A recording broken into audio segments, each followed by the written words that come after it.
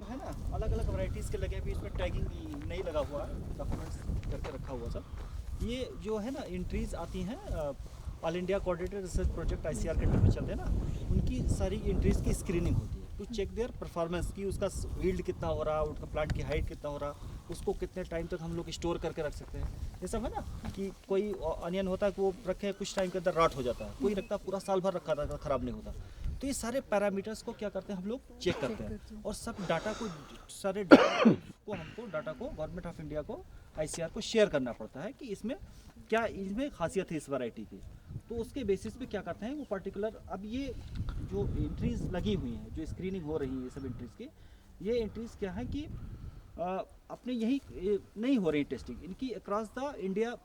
Several locations पे, ये क्या हो रही है सबकी टेस्टिंग हो रही है। कुछ महाराष्ट्र में चेक हो रहा है, कोई साउथ इंडिया में टेस्ट हो रहा है, कुछ इधर अपने जो है क्या नाम है नॉर्दर्न इंडिया के जो प्लेन्स में चेक हो रहा है। तो ये सब वैरायटी का को स्क्रीन कर रहे हैं डिफरेंट पैरामीटर के लिए, डिजीज़ के लिए, ईल्ड के लिए, स्टोरेज कैपेसिटी के लिए, सब के लिए सबका स्क्रीन हो रहा है, और इसके डाटा को हम लोग शेयर करते हैं फिर उनको, ताकि ये एक एनुअल रिपोर्ट कंपाइल होकर आता है। फिर इसको जो वैरायटी को रिलीज़ करते हैं, जो वैरायटी रिलीज़ होती है, आपने बहुत सारे वैरायटीज़ का नाम सुना होगा, तो वैरायटी जो रिलीज़ होती है वो सारे इस इंफॉर्मेशन को यूज़ करते हैं। इसका मान लीजिए किसी वैरायटी के अंदर अभी हम लोग पर्पल ब्लास्ट डिजीज़ के बारे में बात कर रहे थे, तो अभी पर्पल ब्लास्ट इसके अंदर नहीं दिख रहा है, पर जब ये बड़ा होगा, मेच्योर होगा, सेनिसेंस स्टेज में जाएगा, तो उस टाइम इसमें डिजीज़ आने की पॉसिबिलिटीज़ बहुत ज़्यादा हो जाएंगी। तो क्या करते हैं उन सारी चीज़ों की हम लोग एक स्क्रीनिंग करते हैं, स्क्रीनिंग करने के बाद उसका डाटा हम लोग रखते हैं। अब किसी वैरायटी में, अब चूँकि इनका सब जेनेटिक मेकअप सबका अलग अलग है, तो किसी में डिजीज़ कम आएगी, किसी में डिजीज़ ज़्यादा आएगी। तो ये सारे इन्फॉर्मेशन को हम लोग क्या करते हैं एज ए ब्रीडर, जो इसको वैरायटी डेवलपमेंट करने में जिनका इन्वॉल्वमेंट होता है, वो सारे इन्फॉर्मेशन को, पैरामीटर्स को देख करके उसमें स्ट्रेटजी बनाते हैं कि कौन सी वैरायटी डेवलप करी जाए, इसके अंदर बीमारी कम आ रही, इसमें यील्ड ज़्यादा रहा, तो इनको हमको क्या करना है, इनको क्रॉस करके एक नई वैरायटी डेवलप करना। तो ये कहाँ से मिलेगा, ये सारे जो डाटा जनरेट हो गए, जो इन्फॉर्मेशन हमने शेयर किया, वो सारे इन्फॉर्मेशन को वो लोग एक्वायर करेंगे, रिट्रीव करेंगे वहाँ से जो है एनुअल रिपोर्ट से, इसको फिर इन्फॉर्मेशन में आगे वैरायटी डेवलप होती रहती है। ठीक है, तो ये इधर अनियन लगा हुआ है, दूसरे साइड में हम लोग केल लगा हुआ, चल दूध कड़म है ना, कड़म लगाते हैं आप लोग घर में, लगाते हैं ना किचन गार्डन में कड़म है, हमारे पास में क्या है ना कि यहाँ पे more than 60 type, you can say 70 हमारे पास में ऐसी एंट्रीज हैं इसकी जो यहाँ पे लोकली कलेक्ट करी गई हैं। ठीक है, ये केल की, और सबके अलग अलग आपके का आप देखोगे ना, सबके अलग अलग क्वालिटी दिख रही है, किसी का लीफ छोटा है, किसी का लीफ बड़ा है, किसी का हाइट कम है, किसी का हाइट ज़्यादा है, किसी में बीमारी दिख रही है, किसी में बीमारी नहीं दिख रही है। तो आप यहाँ देखोगे एक बहुत डाइवर्सिटी है, यहाँ पे आपको अलग अलग टाइप के आपको यहाँ पे केल के जो है क्या नाम है वैरायटीज़ यहाँ दिखेंगी, आप सबको देख सकते हो इधर। और इसके साथ में इधर हम जो है नोल खोल,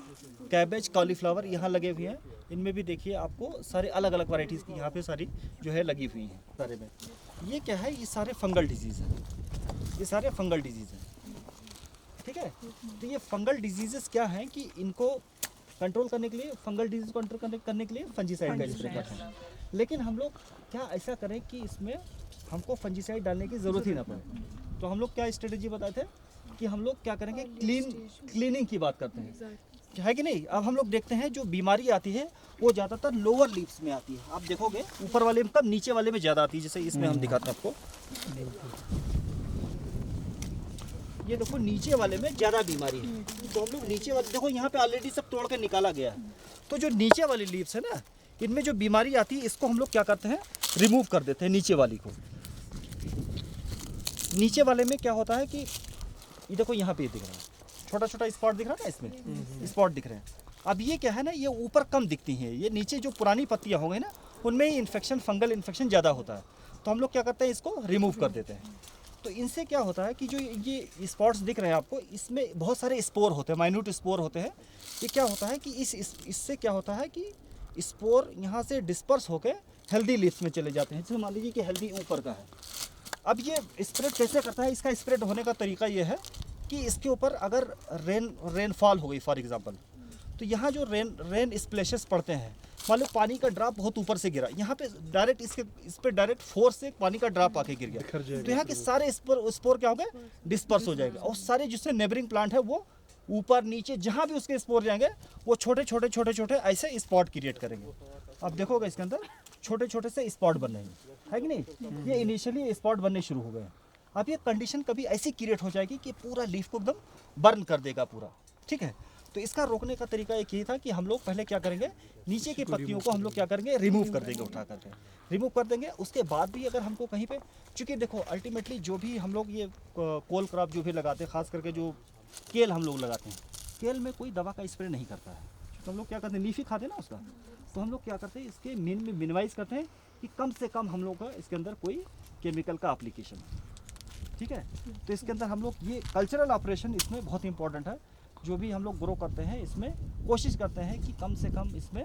दवा इसके अंदर पड़े। बहुत मतलब ऐसा लग रहा है कि कोई कमर्शियली ग्रो किया है, पूरा इंसेक्ट से ख़त्म होता जा रहा है, तब अब हमारे पास में कोई ऑप्शन नहीं कि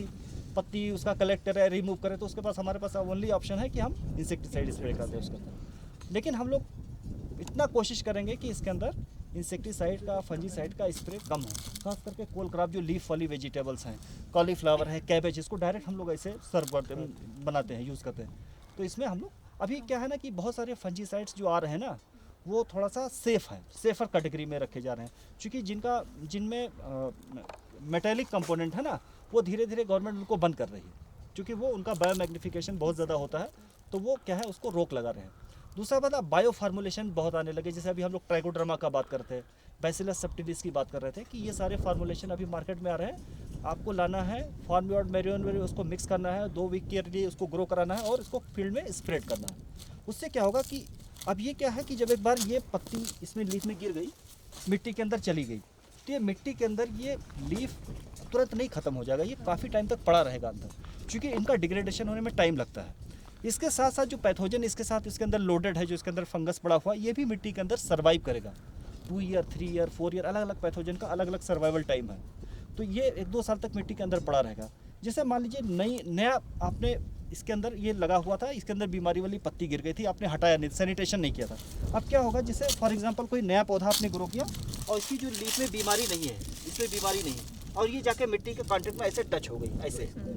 ऐसे टच हो गई, और नीचे यहाँ क्या है, मिट्टी में फंगस का इनाकुलम पड़ा हुआ, तो क्या करेगा वो, मार्जिन से क्या करेगा वो, उसमें इन्फेक्शन ऐसे स्टार्ट हो जाएगा,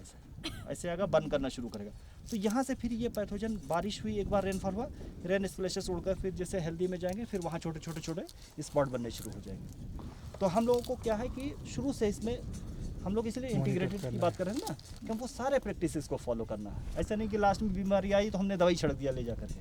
ठीक है, ये हमको नहीं करना है। तो इसको रोकने के बहुत सारी स्ट्रेटजीज़ हैं, और हम लोग खास करके हक में तो बिल्कुल फंजीसाइड का स्प्रे या किसी केमिकल का स्प्रे नहीं करते हैं। अमेरिका का देखो, अमेरिका का केल देखो आप लोग, इधर दिखता है मार्केट में, देखो ये केल है, डायनासोर होता है ना, एक्सोटिक है, ये बाहर से इंपोर्ट करके लगाया ये इसमें इसके पत्ते में होता है ये। हाँ, ये देखो